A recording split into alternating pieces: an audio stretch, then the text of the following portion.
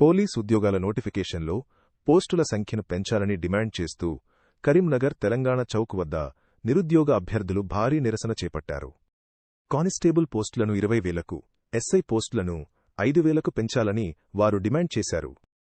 అలాగే వయోపరిమితిని కానిస్టేబుల్కు 36 ఏళ్లు, ఎస్ఐకి 38 ఏళ్లకు పెంచాలని, 15 లక్షల మంది నిరుద్యోగుల భవిష్యత్తును కాపాడాలని నినదించారు.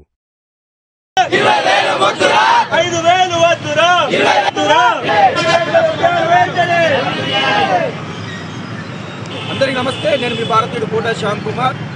రేవంత్ రెడ్డి గారికి ఒకటే సూట్ ప్రశ్న అడుగుతున్నా. మా మీద గెలిచి, నిరుద్యోగుల మీద గెలిచి నిరుద్యోగులకు అన్యాయం చేయాలనుకుంటున్నారా?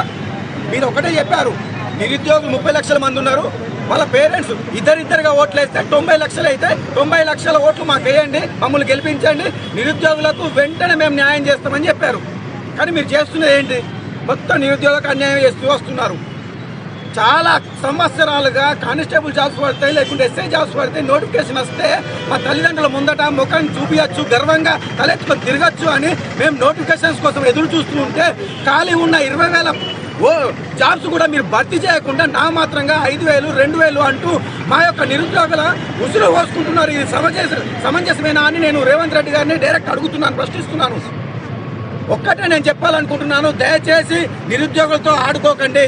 అదేవిధంగా 119 మంది ఎమ్మెల్యేలను, 17 మంది ఎంపీలను కూడా నేను ప్రశ్నిస్తున్నాను. మీరు మాకు మద్దతు నిలవరా? మా ఓట్లు మీకు అవసరం లేదా? నిరుద్యోగులై 90 లక్షల ఓట్లు ఉన్నాయి.